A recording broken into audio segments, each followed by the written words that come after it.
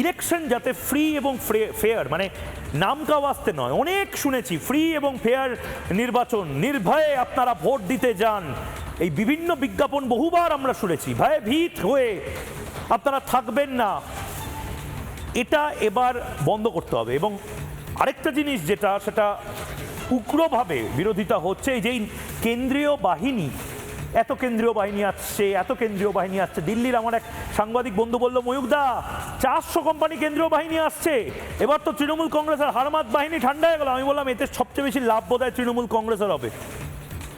কেন্দ্রীয় বাহিনীদের জন্য বিভিন্ন ভিক্টোরিয়ার মোড়ে মোড়ে ঝুড়িভাজার দোকান, নিউ মার্কেটে শাড়ির দোকান, বিভিন্ন জেলায়, যে জেলায় শাড়ি ভালো, যে জেলায় আখ ভালো, জয়নগরের মোয়া ভালো, খেজুর গুড় ভালো, সে সমস্ত জায়গায় দোকানগুলোকে চিনিয়ে দেওয়ার কাজ বোধহয় তৃণমূল কংগ্রেস করবে এবং নিজেরা নির্বিঘ্নে গলিতে গলিতে রিগিংগুলো করে যেতে পারবে। এটা যদি চলতে থাকে তাহলে বন্ধ করতে হবে এই কেন্দ্রীয় বাহিনীর আসা। কারণ কেন্দ্রীয় বাহিনী এসেও যদি মেন রোড দিয়ে মার্চ পাস্ট করে বেরিয়ে যায় আর গলিতে গলিতে বোমা পড়ে, বিভিন্ন কাউন্টিং সেন্টারে 12টার পর থেকে যদি ঘাট ধাক্কা খেতে শুরু করে বিরোধীরা, তাহলে আর কেন্দ্রীয় বাহিনী এসে লাভটা কি? 1000, 2000, 5000 কোম্পানি কেন্দ্রীয় বাহিনী আসলেও এর মনিটরিং কে করবে? ডিপ্লয়মেন্ট কে করবে? ইনস্ট্রাকশন কেন্দ্রীয় বাহিনী কার আন্ডারে কাজ করবে? কোনো এসপি না ইন্সপেক্টর না বড়বাবু থানার? তারা তো তৃণমূল কংগ্রেসের হয়ে কাজ করবে বলে বারবার বলা হচ্ছে। এবং এটা প্রশ্ন, এটা নিয়ে বড় ডিবেট হওয়া উচিত। ময়ূকের প্রশ্ন নেব, আপনারাও বলুন যে কেন্দ্রীয় বাহিনী কেন নির্দিষ্টভাবে কোনো রাজ্য পুলিশের আন্ডারে থাকবে? ভোটে কেন্দ্রীয় বাহিনী আর পুলিশের নির্দেশে কাজ করবে না।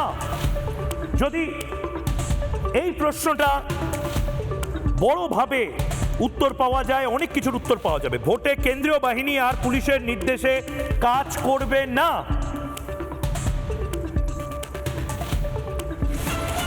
এরকম একটা সম্ভাবনার কথা অনেকে বলছেন।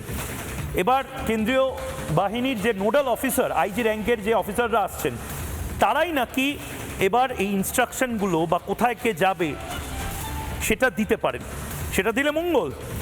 তার কারণ যে হয়তো শীতলকুচির 3 নম্বর বাড়ির 4 নম্বর গলিটাই চেনে না, তাকে শীতলকুচির মেন রাস্তা বা স্টেট হাইওয়ের ওপর দিয়ে মার্চ পাস্ট করিয়ে আলাদা করে সুন্দর দেখতে একটা মার্চ পাস্টের দৃশ্য বা এরিয়া ডমিনেশনের দৃশ্য ছাড়া আর কোনো দৃশ্য রচনা হবে না। কাজের কাজ কিছু হবে না গ্রামে গ্রামে। যেখানে 3 মিনিটে পৌঁছানো যায়, সেখানে 52 মিনিট পরে কেন্দ্রীয় বাহিনী এলে ভোট কিভাবে লুট হয়ে তারপরে মাংস ভাত খেয়ে ঘুমিয়ে পড়তে হয়, সেটা দেখা ছাড়া আর কোনো উপায় হবে না। আমরা এটা সুকান্ত মজুমদার কেন্দ্রীয় মন্ত্রী সহ বিভিন্ন বিজেপি নেতাদেরকে জিজ্ঞেস করেছি। সুকান্ত মজুমদার আজকে কি বলেছেন একবার শুনুন। কেন্দ্রীয় বাহিনীর রিমোট তো থাকবে, সেই আলটিমেটলি কেন্দ্রীয় বাহিনীর রিমোট তো আলটিমেটলি থাকবে রাজ্য পুলিশের হাতে। দেখুন, আমরা 440 ভোল্টের কথা শুনেছিলাম, এবার নির্বাচন কমিশন 480 ভোল্ট দিচ্ছে। আমার বিশ্বাস নির্বাচন কমিশন নিশ্চয়ই এরও একটা কোনো না কোনো উপায় বের করবে, কারণ আমরা এর আগে দেখেছি যে এই কেন্দ্রীয় বাহিনী পুলিশের কন্ট্রোলে থাকার ফলে সেই পুলিশ অফিসাররা যারা থানায় বসে থাকে, যারা এসপি অফিসে বসে থাকে, তারা এই কেন্দ্রীয় বাহিনী সদ্ব্যবহার করে না, বরঞ্চ অপব্যবহার করে। আশা করি এবার সেটা হবে না। নির্বাচন কমিশনের দায়িত্ব সেটা দেখার, যেন সেটা না হয়। মমতা বন্দ্যোপাধ্যায় প্রশাসনের উপর কোর্টেরও ভরসা নেই, নির্বাচন কমিশনেরও কোনো ভরসা নেই। দেখুন, প্রবলেমটা হচ্ছে, আমি এই খবরগুলো আপনাদের এক এক করে দিতে থাকছি, আপনাদের মধ্যে একটা আশার সঞ্চার হচ্ছে হয়তো যে এবার